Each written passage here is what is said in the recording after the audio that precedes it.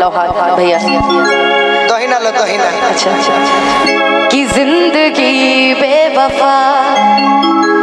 है ये माना मगर छोड़ कर राह में जाओगे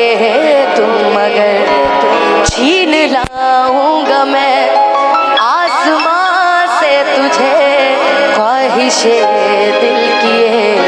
धड़कने बेकदर की ख्वाहिशें मिलने की तुमसे ख्वाहिशें मिलने की तुमसे रोज होती है नहीं मेरे दिल की जीत मेरी हार बन गई कि तुम जो आए तुम जिंदगी में बात बन गई। बहुत सोचने की तरह कति का कहे क्या आशीर्वाद दुआ तो हमेशा बा कि तू आगे बढ़ो गीत संगीत में, लेकिन एगो ओरिजिनल दुआ जानता रुका बा क्या बा कि शौक से